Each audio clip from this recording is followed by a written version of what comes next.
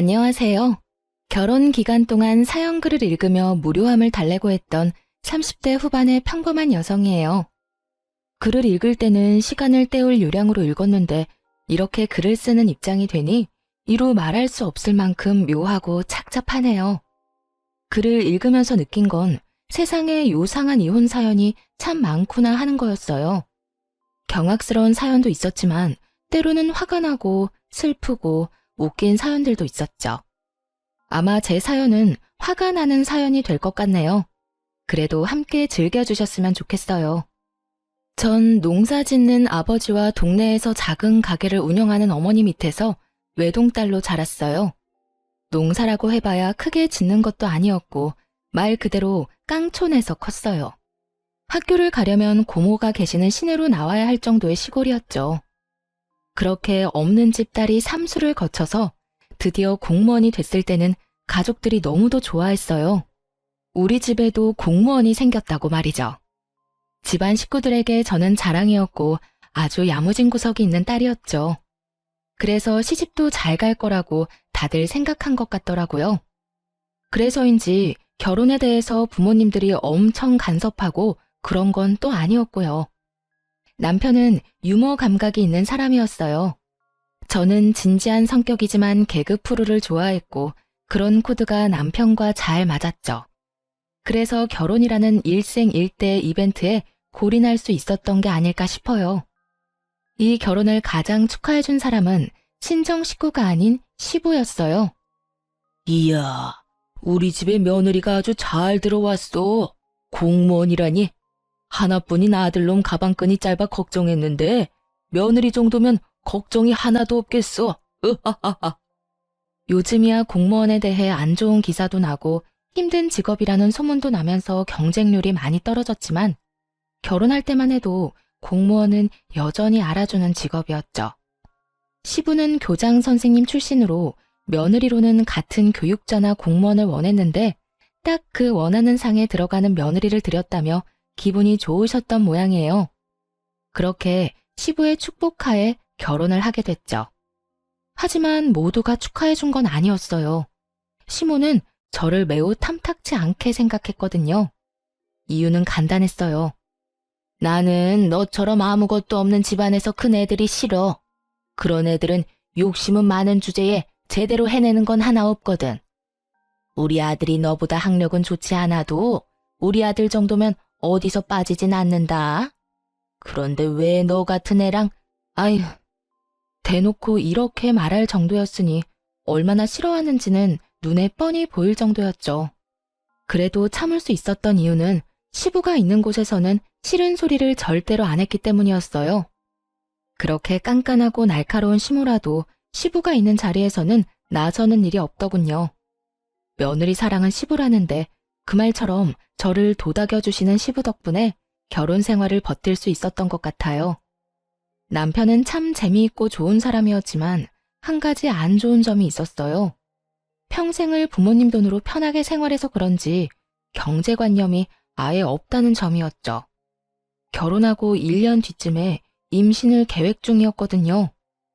빠르면 빠를수록 좋다고 생각했기 때문에 신혼부부를 대상으로 한 임신 전 검사며 이것저것 알아보는데 가장 중요한 게 뒤늦게 생각나더군요. 애를 낳으면 육아휴직을 쓸 텐데 그때 돈이 부족하면 어쩌나 하는 생각이요. 그래서 남편에게 넌지시 물었죠. 여보, 슬슬 돈 좀 아껴보는 게 어때? 그게 아니라면 좀 계획적으로 써보자. 지금 이 상태면 우리 임신하는 거 무리야. 육아휴직 급여가 생각보다 적어서 우리 생활비 충당이 안 되거든. 물론 남편이 줄였으면 가능한 일이었지만 그걸 굳이 말하지는 않았어요. 화를 돋우는 게 목적도 아닐 뿐더러 싸우고 싶지도 않았으니까요. 설득을 위해서는 조심스러울 필요가 있었죠. 그런데 남편은 진심으로 왜 그래야 하는지를 모르는 표정으로 되묻더군요. 육아휴직?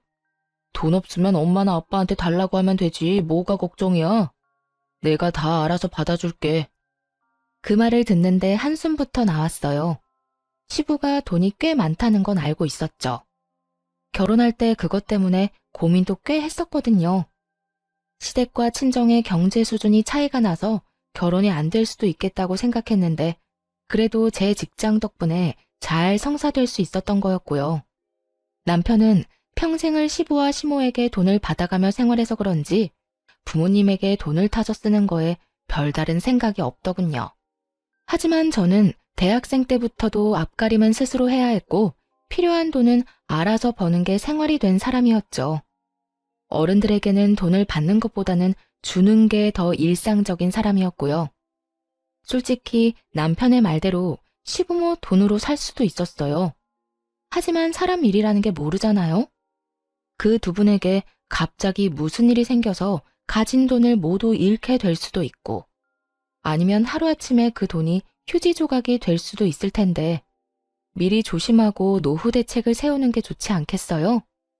그런데 남편은 그런 생각은 일절도 안 하더군요. 이 성격을 고치지 않으면 늙어서까지 고생하겠다 싶어서 이참에 이런 생각 자체를 고치길 바랬죠.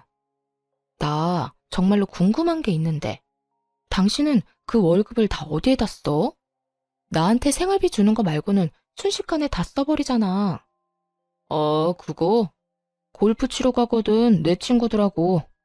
내기 골프 치는데 내가 매번 지는 바람에 매번 돈이 몇십만 원씩 날아가지 뭐야? 그래도 요즘에는 승률이 오르고 있으니까 나중에는 나도 받아먹을 수 있을 거야. 행복한 상상을 하는 듯 온몸으로 골프 치는 행위를 흉내내는 남편 놈을 보며 속이 부글부글 끓었네요. 남편은 잘 치지도 못하는 골프를 치고 다니는 것도 모자라 내기를 하며 골프를 쳤더라고요. 그게 자기를 뜯어먹으려는 지인들 속셈인지도 모르고 말이죠. 그걸 알기에 매번 남편의 골프를 말렸지만 남편은 스트레스 해소 목적이라며 들은 척도 하지 않았죠. 흥청망청 써대는 돈이 한 달에 200만 원이 훌쩍 넘어갔어요. 생활비보다 골프에 쓰는 돈이 더 많았죠. 근데 당신 아무리 생각해도 월급 가지고는 그 골프 비용 감당 안 될 텐데? 돈이 어디서 나는 거야? 설마 나 몰래 비상금이라도 만들어? 비상금의 규모 정도가 아니었지만 그렇게 물을 수밖에 없었어요. 엄마한테 달라고 하면 주시는데 그래서 내가 그랬잖아. 걱정하지 말라고. 엄마는 내가 말만 하면 주신다니까. 그럼 나 육아휴직으로 100만 원 넘게 월급 못 받으면 당신이 어머님한테 받아줄 거야? 지금 어머님한테 매달 100만 원씩 받는 거 그거 나한테 준다고? 아니, 그건 그거고. 육아휴직으로 못 받는 돈은 따로지. 계산 좀 확실하게 해, 여보. 200만 원은 받아야 각이 나오지. 정신 나갔어? 어느 자식이 결혼하고 나서 매달 200만 원씩 부모님한테 용돈을 타줬어. 너 그 돈 아껴서 돈 모을 생각은 없어? 노후 대책 이런 거 없냐고. 그런 걸 왜 해? 아버지 돌아가시면 아버지 재산 다 내 건데. 그거 평생 써도 다 못 쓸걸? 평생은커녕 10년 안에 그 돈이 없어질 수 있다는 걸 모르는 건 아니지? 한심하게 남편 놈을 쳐다봤어요. 이런다고 해결될 문제가 아니더라고요. 임신을 미루고서라도 이 문제는 확고히 해야 한다고 생각할 정도였으니까요. 하지만 운명의 장난인지 꼭 이럴 때 임신이 되더군요. 막상 임신 사실을 알고 나니 아이를 위해서라도 어떻게든 해야겠다 싶었죠. 남편이 설득 안 되니 시모를 설득해야겠다 생각하고 남편 몰래 시모를 만나러 갔네요. 그래, 무슨 일로 만나자고 한 거니? 바쁘니까 용건만 간단히 해라. 네, 어머님이 남편한테 용돈으로 100만 원 정도 주시는 거요. 그거 혹시 남편 말고 저한테 맡기실 생각은 없으세요? 통장은 어머님이 가지고 계시면서 검사하시고 카드는 제가 받아서 관리를 할까 해서요. 어이가 없어서 너 지금 그 돈 욕심내는 거니? 이래서 내가 돈 없는 집안 애들은 싫다고 했는데 내가 도대체 너 뭘 믿고 그 돈을 맡겨? 네가 내 돈 아무렇게나 쓰는 거 보고 있으라고? 돈 욕심내는 게 아니고요. 만약 그게 싫으시면 아예 그 돈을 끊는 것도 괜찮은데 그렇게 해주실 수 있어요? 네가 뭔데 내 아들한테 주는 돈을 끊으라 말아야? 우리 집 며느리가 됐다고 우리 집 지갑까지 휘두르려고 하는 건 말도 안 되는 일이지. 아들이 필요하니까 돈을 달라고 하는 건데 내가 그걸 왜 안 줘? 이때다 싶어 시모에게 남편 통장 내역을 보여줬어요. 이게 뭐야? 이거 그의 통장 내역이에요. 여기 보이세요?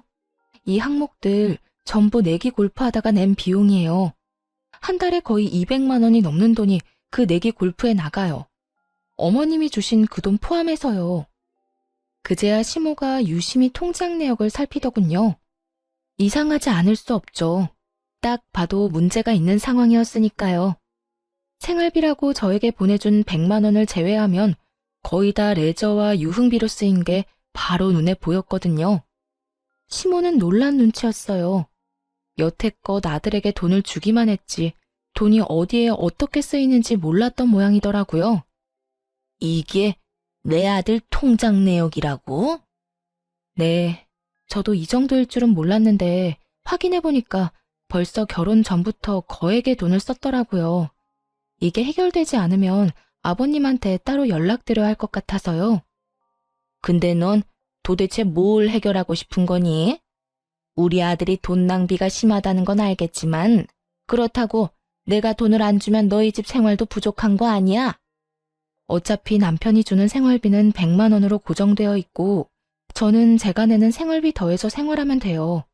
물론 돈을 모으는 게 제일 좋은데 그게 지금 안 되니까 어머님이 남편한테 돈 좀 모으라고 이야기 좀 해주시면 더 좋고요.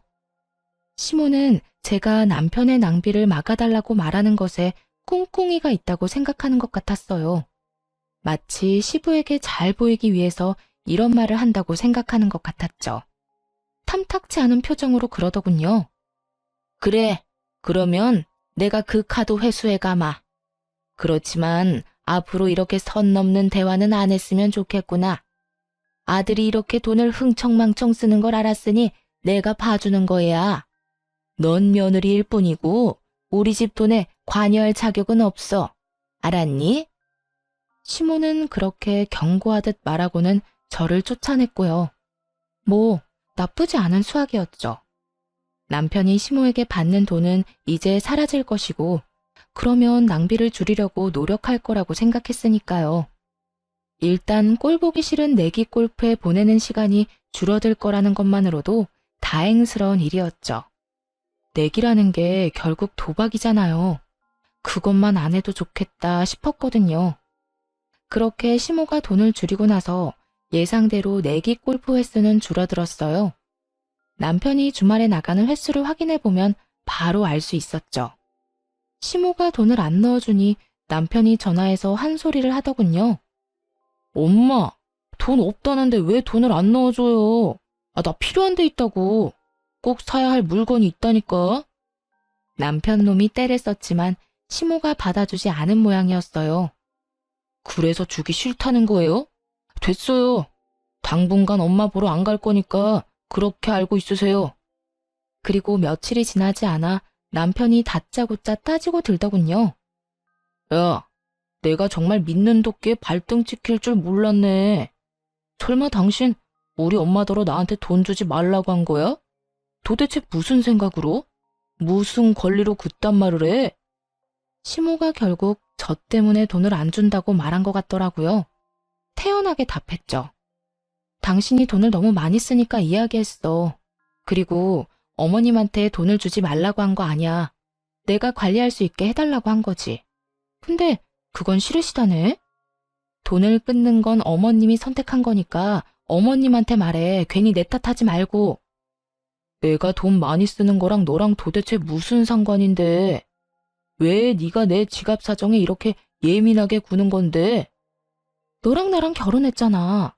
네가 망하면 나도 망하는 거라고. 그러니까 안 망할 수 있게 내가 도와주는 거 아니야. 이런 식으로 돈 쓰다간 나중에 진짜로 망한다고. 너 모아둔 돈이라고는 한 푼도 없잖아. 내가 망할지 안 망할지 네가 어떻게 알아? 네가 내 와이프라고 해도 엄연히 하면 안 되는 일이 있는 거야. 진짜 너 때문에 되는 일이 하나도 없다. 아버지 정정하신데 나중에 무슨 걱정이야? 지금 과소비 습관을 안 고치면 시부 재산을 물려받는다고 해도 순식간에 사라질 게 뻔했어요.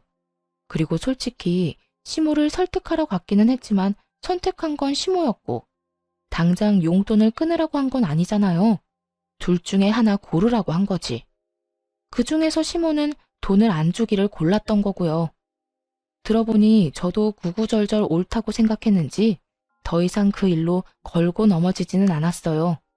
하지만 갈수록 남편과의 사이는 점점 나빠지기 시작했죠. 그래도 처음에는 괜찮을 거라고 생각했어요. 시간이 지나면 남편도 이해해 줄 거라고 믿었거든요. 그리고 시모가 약속하기를 남편이 내기 골프를 하지 않으면 다시 돈을 주겠다고 하기도 했고요. 그 얘기를 굳이 남편에게 하지는 않았지만요. 그러면 그걸 빌미로 어떤 짓을 할지 모르니까요. 그렇게 임신 기간을 힘겹게 지내며 10달을 채우고 아이를 낳게 되었어요. 아이는 여자아이였죠. 시모는 여자아이를 낳자 오히려 좋아하는 표정이었어요. 남자애가 아니라서 다행이구나. 네 배에서 내 손자를 보는 꼴은 못 본다. 딸이면 정도 많이 안 갈 거고. 됐다. 수고했다는 말 듣고 싶은 건 아니지? 옛날에는 딸 낳으면 미역국도 못 먹었어. 기분도 나빴고 서럽기도 했어요. 예쁘게만 보이는 아이인데 시모에게 저런 이야기를 들어야 하다니. 굳이 이렇게까지 할 말인가 싶다가도 시부의 말에 마음이 풀리곤 했어요. 시부는 자타가 공인하는 손녀딸 바보였거든요. 아이고, 이 조그만 손 좀 보거라. 우리 손녀 눈도 코도 입도 모두 조밀하게 예쁜 걸 보니 미인들 상이야. 시부의 눈에서는 꿀이 뚝뚝 떨어질 정도였죠. 그저 예뻐하는 정도가 아니었어요. 매일 전화해서 안부를 묻는 건 물론이고 필요한 게 없는지 항상 물어보셨죠. 괜찮다고 아무리 말해도 오실 때마다 한가득 선물을 준비해 오시고는 했고요. 한 번은 시부에게 물었던 적이 있었어요. 그렇게 손녀가 예쁘냐고 그랬더니 그러시더군요. 다르지? 시커먼 아들놈이랑은 전혀 느낌이 달라. 우리 집에 아들 하나 있는 거 그거 키울 때 내가 얼마나 고생을 많이 했는데. 어릴 때는 귀엽기나 했지 조금 크고 나니 머리 커졌다고 아버지 말은 듣지도 않고. 그럴 때마다 얼마나 속상했는지. 딸 있는 집 친구들이 얼마나 부러운지 몰랐다. 근데 네가 손녀딸을 안겨줬으니 너무 고맙고 행복하다 나는. 외아들을 키운 시부에게 손녀딸이란 존재는 감회가 새로운 모양이었어요. 시부는 그것도 모자랐는지 사진을 가지고 다니며 다른 사람들에게 자랑하기 바쁘셨죠. 그런 시부의 모습을 가장 못마땅하게 생각한 것은 바로 시모였어요. 아니, 당신은 자기 자식 태어났을 때도 그렇게 안 하던 사람이 어떻게 손녀딸한테는 그렇게까지 할 수 있어요? 그것도 차별이에요. 알아요? 뭐가 차별이야? 내가 보기엔 당신이 더 이상해. 어떻게 자식이 낳은 손주가 안 이쁠 수가 있어? 나는 보고만 있어도 또 보고 싶고 돌아서면 또 보고 싶은데 당신은 어떻게 그렇게 무덤덤하냔 말이야. 시부가 그렇게 말할 때마다 시모는 입을 꾹 다물었어요. 하긴 제가 싫다는 말을 시부 앞에서 고지곳대로 할 수 있을 리가 없었죠. 시모도 그 정도 머리는 있는 사람이었거든요. 시부 앞에서 제 욕을 하는 게 나쁜 결과를 부른다는 걸 잘 알고 계셨던 것 같아요. 그러다 어느 날 아기가 200일이 좀 넘었을 때 친정엄마에게 문제가 생겨 병원에 가야 할 일이 있었어요.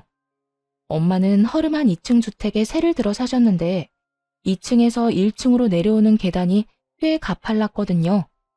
그런데 거기서 내려오다가 굴러버리신 거예요. 병원에 갔더니 다리가 골절됐다더군요. 입원을 해야 하고 수술까지 해야 하는 상황이었죠. 하지만 아이를 데리고 엄마를 케어할 수 없었고 그맘때 아이도 감기 기운이 있어서 병원으로 아이를 데리고 갈 수도 없었어요.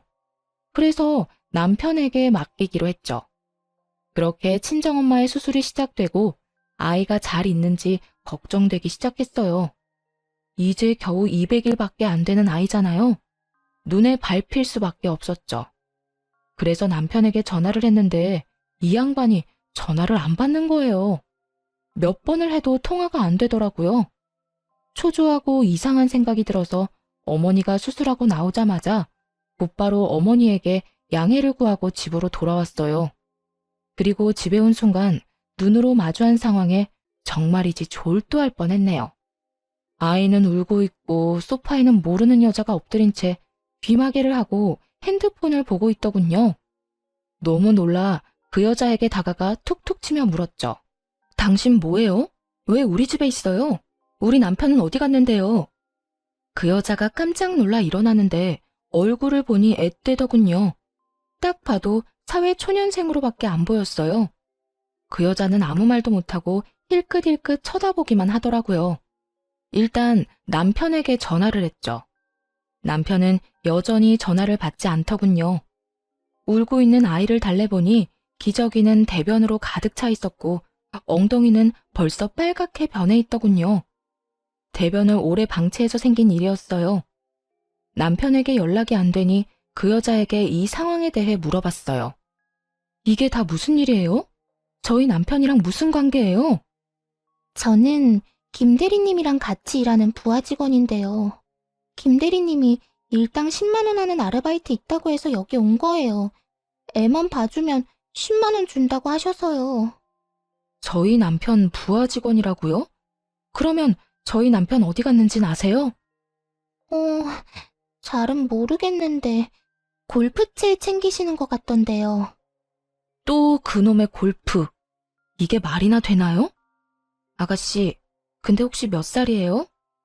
저 24살이요. 애가 우는데 귀마개를 하고 있으면 어떡해요?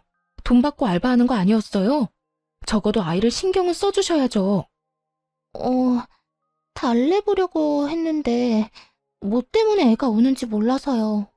그냥 놔두면 그친다고 해서 그냥 놔뒀어요. 누가 그런 정신 나간 말을 해요? 김 대리님한테 전화했더니 그냥 놔두면 된다고 하시던데요. 화가 머리끝까지 났어요. 결혼도 안 한 아가씨한테 애를 보라고 한 것도 웃기지만 우리 애를 맡기면서 울 때 그냥 놔두라는 말을 한 것도 정말 어이가 없었죠. 일단은 그 여자아이를 돌려보냈어요. 돈은 남편한테 받으라고 했죠. 그리고 남편이 올 때까지 기다렸어요. 오후 6시쯤 되니 남편이 집으로 들어오더군요. 아마 제가 돌아올 예정이었던 오후 7시보다 살짝 일찍 들어온 것 같더라고요. 본인이 골프 치러 갔다는 걸 들키지 않으려고 말이죠.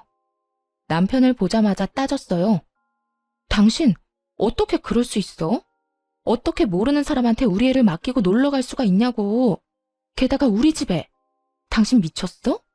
200일도 안 되는 애를 다른 사람 손에 맡길 생각이 들어? 애는 괜찮네. 그러면 된 거 아니야? 별일 없었으면 된 거지. 뭘 그렇게 따지고 난리야. 피곤하니까 나중에 말하자. 괜찮긴 뭐가 괜찮아. 너 애가 어떤 상황이었는지 알고나 하는 말이야? 그 여자애, 당신 부하 직원은 애 오는데 귀마개를 하고 핸드폰을 하고 있더라. 너 이게 정상이야? 애 엉덩이에 발진까지 생겼어. 도대체 몇 시간을 그렇게 방치했는지 알 수가 없다고. 약 바르면 되잖아, 약. 그거 가지고 왜 나한테 그래? 애를 제대로 못 본 내 부하 직원 탓이지. 그 여자애한테 애를 맡긴 게 너잖아. 아니, 애를 키워본 적도 없는 사람한테 애를 보게 해? 그것도 그렇게 갓난쟁이를. 적어도 어머님한테 맡긴다는 생각은 안 해봤어? 했지. 제일 먼저 했지. 그래서 나도 어머니한테 맡기려고 했어. 그런데 엄마가 아이씨, 며느리 딸은 맡아주기 싫다고 하잖아. 뭐? 어머님이 며느리 딸이라서 맡아주기 싫다고 했다고? 이거 미친 거 아니야? 와, 진짜. 남편과 이야기하다가 알게 된 시모의 발언에 이성이 뚝 끊어지는 느낌이었어요. 시댁으로 당장 달려갔죠. 들어가자마자 시모에게 따져 물었어요. 어머님, 오늘 바쁜 일 있으셨어요? 아니, 아무 일도 없었는데 왜 그러니? 왜 갑자기 와서 이렇게 사나운 얼굴로 그런 걸 물어?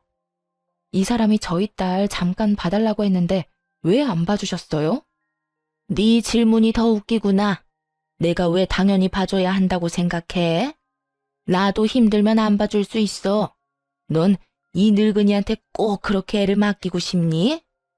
하루 종일 맡아달라는 것도 아니고 오후에 잠깐 맡아달라는 거였어요. 오늘 저희 딸이 어떤 상태였는지 아세요? 내가 그걸 어떻게 아니? 너희 부부 일은 너희가 알아서 해. 어떻게 그걸 말이라고 하세요? 어머님이 조부모님이시잖아요. 어떻게 손녀딸한테 그런 말씀을 하실 수가 있냐고요. 시모를 향해 눈물 콧물 다 흘리며 하소연하듯 따졌어요. 그간의 서름이 다 몰려와서 더 열이 받더군요. 게다가 오늘 있었던 일까지 생각하니 견딜 수가 없었죠. 그러다 소리를 빽 지르는 순간 현관문에서 시부가 들어오며 말하더군요. 아이고, 우리 며느리 왔어? 그런데 무슨 일이야? 왜 울어? 무슨 일 있니? 아버님. 눈물을 흘리며 그날 있었던 일을 다 말했어요. 그리고 믿지 못하는 시부에게 그 아르바이트한 여자애가 우리 애한테 저지른 짓을 홈캠으로 고스란히 보여줬어요. 그리고 그 여자와의 대화 녹음 파일도 들려줬죠. 그걸 보고 있던 남편놈이 안절부절 못하며 저한테 따지더군요. 왜 나한테 그래? 애 안 봐준 거는 엄마잖아. 뭐 때문에 우리가 이렇게 된 건데? 걔가 그렇게 애를 못 볼 줄 내가 알았어? 그냥 나는 돈 주고 애 봐달라고 시킨 것뿐이라고. 왜 나한테 그러는 건데? 아예 뭐가 잘못됐는지 자체를 모르더군요. 남편에게 말했어요. 됐어. 나 더 이상 당신이랑 살고 싶지 않아. 그러니까 우리 이혼해. 결국 제 입에서 이혼 얘기가 나오자 시부의 얼굴이 시뻘겋게 달아올랐어요. 그러더니 남편놈 귀를 잡아당기며 화를 내시더라고요. 넌 도대체 뭐 하는 인간이냐? 넌 뭔데 네 자식을 저 따위로 취급을 해? 내 귀한 손주 왜 저런 취급받게 만들어? 네가 인간이야? 네가 그러고도 아빠냐고? 시부가 남편의 등짝을 두드려 패더군요.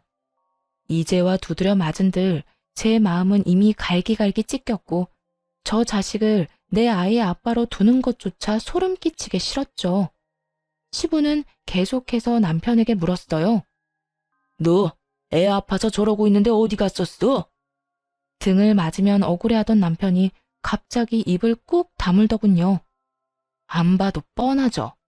골프채를 챙겼으면 골프를 하러 간 게 아니겠어요?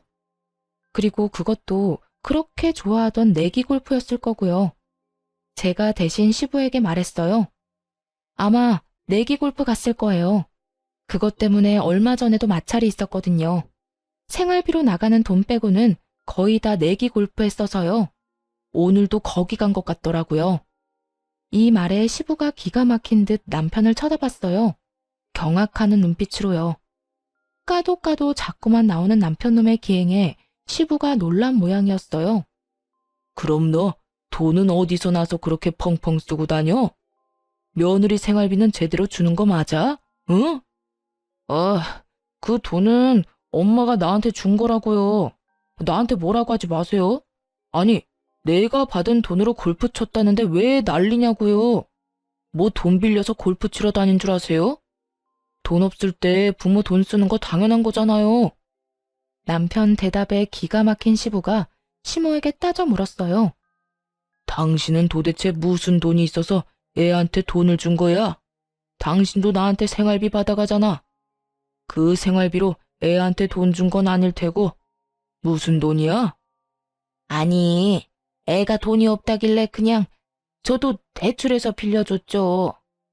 대출 받아서 돈을 줬다고? 이 정신 나간 여편네야. 돈이 없으면 나한테 이야기를 해야지. 왜 돈을 빌려서 내기 골프를 하게 돈을 줘? 아니, 내기 골프인 거 내가 알았으면 안 줬겠죠. 근데 그런 말이 없으니까 난 그냥 돈을 빌려다 준 거고.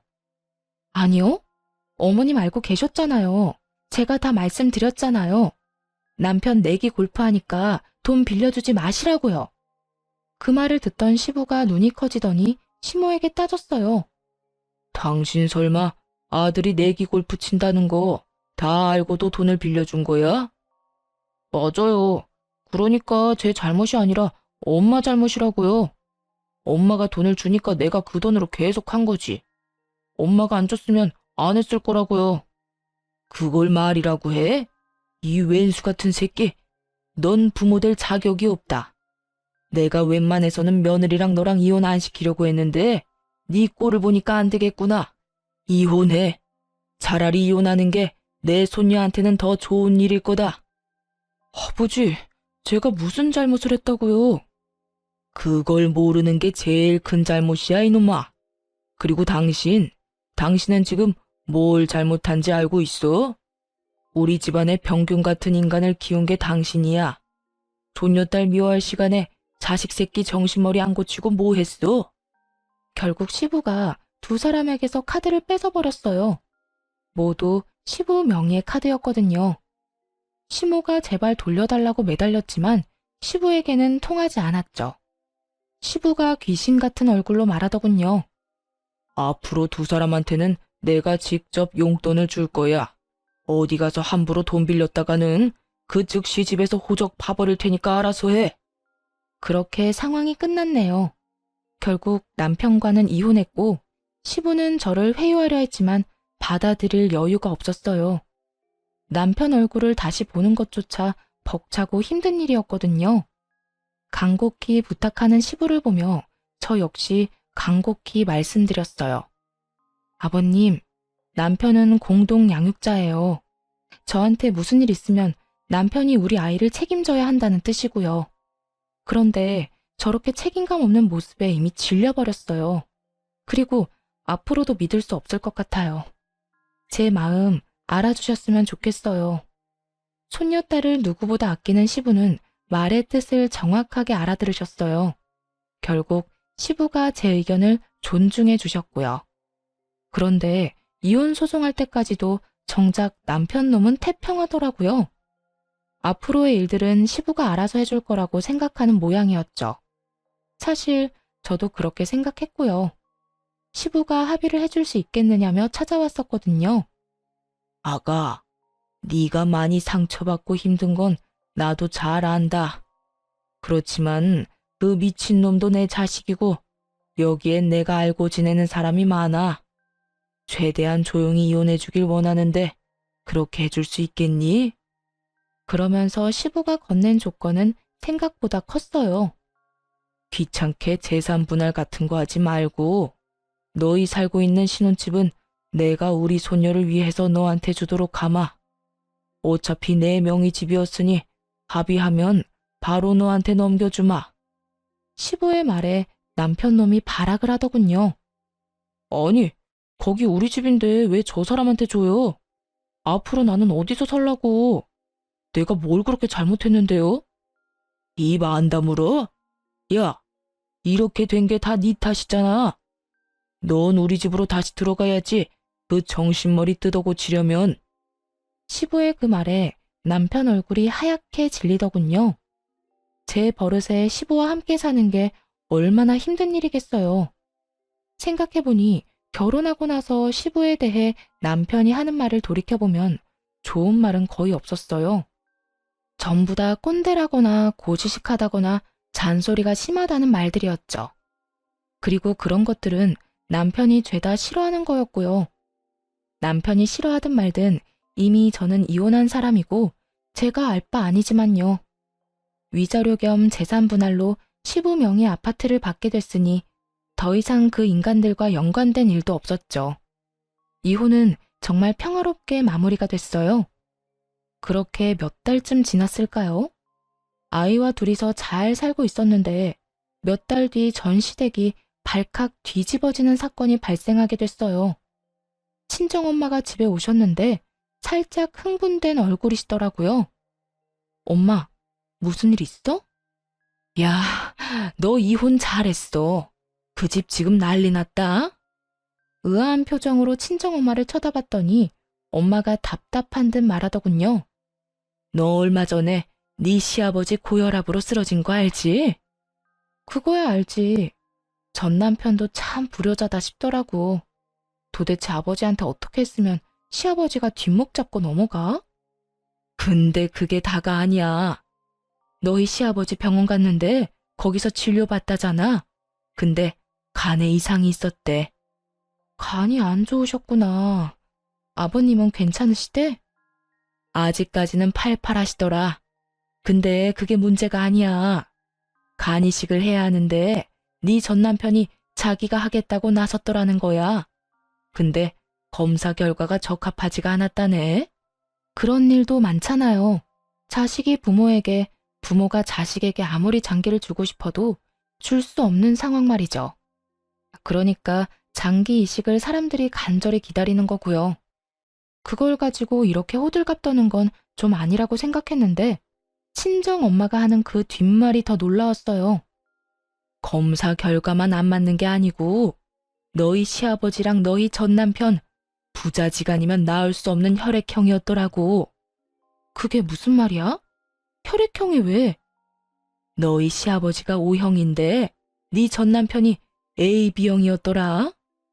알기로는 남편이 A형이었거든요. 너희 시아버지가 몰래 자기 아들이랑 친자 검사를 했나 보더라고.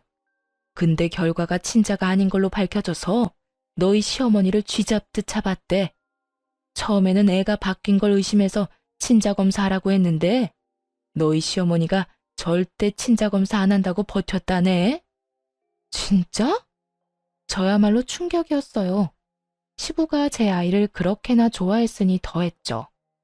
아마 이혼 전에 이 사실이 밝혀졌으면 살고 있는 이 집도 못 받고 길거리로 나앉았을 거예요. 그래. 근데 결국 너희 시어머니도 친자 검사했는데 둘은 모자 관계였다네. 결국 네 전 남편이 네 시어머니의 외도 증거가 된 거 아니니? 아버님 속이 말이 아니시겠네. 손녀딸을 그렇게 좋아하셨는데 아들이 자기 자식이 아니었다니. 근데 딱히 그렇지만도 않은가 보더라고. 남들 말로는 오히려 후련해 했다는데? 왜 후련해? 막 싸운 거 아니야? 진자식 아닌 거 알고 바로 네 시어머니와 이혼하고 아들 자기 자식 아니라고 소송했다더라고. 뭐라더라? 저런 후레자식이 내 자식이 아닌 게 당연하다고 했다던데? 그 이야기를 듣자 그제야 시부가 무슨 생각인지 알게 됐어요. 시부에게 사고만 치는 아들은 죽을 때까지 데리고 가야 할 애물단지나 마찬가지였는데 자기 자식이 아니니 차라리 떼어내는 편이 시부에게는 더 나은 선택이었던 거죠. 얼마 전 저희 이혼할 때도 아들놈 때문에 아파트를 며느리에게 줘야 했잖아요. 게다가 애물단지 아들 껴안고 살게 됐고 마누라는 마누라대로 지 자식 사고치는 거 막을 생각은 조금도 안 하고 오히려 나쁜 길로 인도하기까지 했으니 시부 입장에서는 둘 다 자기에게 전혀 도움 안 되는 인간들인 거죠. 핏줄이라는 이유로 평생 끌고 갈 짐이 사실은 내 짐이 아니었으니 버리기로 선택한 거고요. 근데 더 웃긴 거 이야기해 줄까? 너희 시어머니랑 네 전 남편, 네 시아버지가 소송 걸고 자기들 떼내려는 거 알자마자 발등에 불 떨어져서 너희 시아버지 찾아와서 울면서 빌었대. 근데 아버님이 받아줄 리 없지. 그 인간들 보는 앞에서 변호사 불러서 유언장 고쳤다고 하더라. 자기 죽으면 모든 재산 기부하겠다고. 네 시어머니는 이혼할 때 받을 재산 분할 기대하고 있었던 모양인데 너희 시아버지가 그 재산들 다 형제들한테 증여해버렸다네. 결국 이혼한 시모 앞으로 남은 건 갚아야 할 위자료와 전 남편이 열심히 땡겨 쓴 대출뿐이었죠.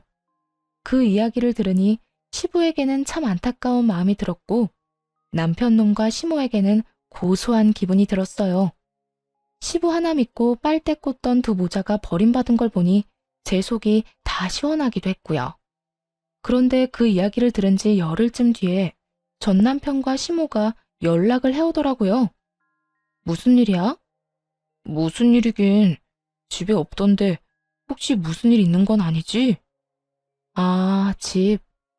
이 인간들이 제가 살던 집에 찾아간 모양이더군요. 하긴 시부에게 쫓겨나고 자기 자식 아닌 것까지 소송당했는데 그 집에서 살게 해주지 않았을 테죠. 그렇게 쫓겨나고 지금까지는 자존심 때문에 연락도 안 하다가 이제와 급해졌는지 연락한 모양이었어요. 우리 집에는 왜 찾아온 거야? 그게 나랑 우리 엄마 지금 갈 곳이 없어서 그런데 거기서 좀 머무를 수 없을까 하고. 당신 월급을 내가 몰라? 400만 원 가까이 버는데 월세라도 얻어. 보증금 없이 월세 많이 내면 들어갈 수 있을 건데? 나도 그러려고 했지. 그런데 엄마가 진 빚 때문에 내가 이러지도 저러지도 못해. 그 빚만 없어도 어떻게든 할 수 있을 건데. 야, 그게 왜 내 빚이야? 그 돈 온전히 너한테 다 들어갔거든? 네가 그딴 내기 골프하느라 다 써놓고 나한테 책임을 떠넘겨? 너야말로 돈 좀 아껴 쓰고 뭐지 그랬어. 네 와이프가 돈 주지 말라고 했을 때 내가 그만뒀어야 했는데. 그럼 왜 줬어요? 내가 내기 골프한다고 와이프가 알려줬다며. 그거 알고도 준 건 엄마 탓이지. 그리고 엄마가 아빠 두고 바람만 안 피웠어도 우리가 쫓겨날 일은 없잖아. 그 이야기가 왜 갑자기 나와? 이렇게 쫓겨나게 된 건 네가 그 양반한테 밉보였기 때문이잖아. 애초에 며느리랑 싸우지만 않았어도 네 아버지가 고혈압으로 쓰러질 일 없었겠지. 그게 왜 내 잘못인데요? 엄마가 아무 남자나 막 만나고 돌아다니다가 이렇게 된 거 아니야. 난 아버지한테 내 장기까지 주려고 했다고요. 네가 애초에 돈이랑 애 문제로 네 아버지랑 싸우지만 않았어도 기른 정이라도 생각해서 받아줬겠지. 네가 행실을 잘 못하니 네 아버지도 너한테 오만정이 다 떨어진 거 아니야? 전화해놓고 핸드폰 너머로 둘이서 아주 귀에 피가 나게 싸우더군요. 그렇게 단 둘뿐인 핏줄이 서로를 탓하며 소리 지르는 걸 보니 웃기기도 하면서 짜증도 나더군요. 싸울 거면 전화 끊고 해. 잠깐만. 본론 아직 이야기 안 했어. 월세 얻을 돈도 없어서 당신한테 전화했지. 우리 딸이면 내 딸이기도 하잖아. 그래도 내 핏줄인데 이렇게 갈라지는 것도 아닌 것 같고. 우리 엄마도 이제 우리 딸 인정할 거고. 우리 딸은 당신 엄마 인정 필요 없어. 끼고 자빠졌네. 야, 네가 뭔데? 너희 엄마가 뭔데? 어디서 내 새끼를 인정하고 말고야? 내 딸이잖아. 나도 내 딸 볼 자격 있어. 그럼 밖에서 봐. 그리고 그 집 이미 내가 팔았거든? 그러니까 그 앞에 죽치고 앉아봐야 소용없어. 뭐? 네가 뭔데 우리 아빠 집을 팔아? 전 남편이 화내며 어이없다는 듯 묻더군요. 애랑 둘이 살기엔 집이 크기도 하고 거기서 이혼을 했으니 재수가 없어서 집을 옮겼거든요. 직장에도 지점을 옮겨달라고 요청해서 친정과 가까운 곳으로 정근까지 신청해서 왔죠. 이제와 생각하니 집을 옮긴 게 정말 잘한 거였더라고요. 처음에는 살던 곳을 떠나는 게 좋은 선택이라고 생각하진 않았거든요. 어쩔 수 없이 이사한 거였는데 다행이었죠. 이 인간들이 들러붙을 상황이 사라졌으니까요. 게다가 상황 파악이 안 되는지 이제는 자기 아빠가 아닌데도 아빠라고 하더군요. 친생부인 소송을 통해 시부가 자기 아버지가 아닌 걸로 확정이 됐는데도 여전히 정신을 못 차린 모양이었죠. 그래서 따끔하게 일침을 놓았네요. 누가 너희 아빠야. 소송하고 아버님이랑 남 됐잖아. 그리고 그 집은 이혼할 때 내가 받은 거거든. 내가 팔든 말든 네가 상관할 바는 아니지. 우리 집에 빌부터 살 생각 때려치워. 나는 당신이랑 당신 엄마 드릴 생각 추호도 없으니까. 진짜 당신까지 이런 식이면. 뭐가 이런 식인데? 네 놈이 우리 딸만 잘 봤어도 당신 엄마가 당신 손녀만 봐줬어도 이럴 일 없었겠지. 내 탓하기 전에 네가 뭘 잘못했는지나 생각해봐. 그걸 모른다는 건 아직 네가 인간이 안 됐다는 뜻이니까. 그렇게 전 남편에게 톡 쏘아붙이고는 전화를 끊었어요. 그 뒤로도 계속 전화가 오는데 다 무시했고요. 받아서 좋은 소식은 전혀 아닐 테니 말이죠. 솔직히 전 남편이 시부 친자식이 아니라 하더라도 시부에게 깍듯이 대하거나 살갑게 대했다면, 아니 적어도 다른 사람 눈살 찌푸린 일 없이 평범하게만 살았어도 시부가 남편을 버릴 일은 없었을지도 몰라요. 배신감은 느끼겠지만 기른 정도 무시 못한다고 하잖아요. 게다가 자식이 둘도 아니고 하나뿐이라면 그 연세에 아들을 내쫓는 일은 못했을 거예요. 그런데 시부가 그런 아들을 후련하게 내쫓았다는 건 그만큼 전 남편에게 실망한 게 크다는 증거겠죠. 따지고 보면 이렇게 된 건 누구 잘못도 아닌 남편놈 잘못이겠죠. 그렇다고 시모가 잘했다는 건 절대 아니지만요. 적어도 아들이 남편 자식이 아닐지도 모른다는 걸 알았다면 아들이 남편 눈에 벗어나도록 만들지는 말았어야 하지 않나요? 더 엄하게 가르치며 교육자 집안의 아들답게 키웠으면 말년에 시부에게 버림받는 일은 없었을지도 모르죠. 어쨌든 그렇게 남편놈과의 악연은 그렇게 끊어졌어요. 솔직히 애 운운하며 저희 집 오겠다고 했을 때는 면접 교섭권이라도 쓸 거라고 생각했는데 그걸 원한 적은 단 한 번도 없었네요. 그놈이 쓰레기 같은 인간이라는 걸 다시 한번 깨닫게 됐죠. 어차피 만나게 할 생각도 없었으니 다행이라고 할지, 애를 찾지 않는 것을 탓해야 할지, 어차피 둘 다 참 짜증나더군요. 그래도 지금은 후련해요. 시간이 지날수록 좋아지고 있고 또 익숙해지고 있거든요. 글 읽는 분들 중에 무료함을 달래려고 읽는 분도 있겠지만 이혼 고민을 하면서 사연글을 읽는 분도 계실 거예요. 그런 분들에게 말해드리고 싶네요. 항상 힘들지만은 않다고요. 오히려 시간이 지나면 더 좋은 일이 생길 수 있으니 정말 아니다 싶으면 용기를 내보는 것도 좋은 선택이라고요. 긴 글 읽어주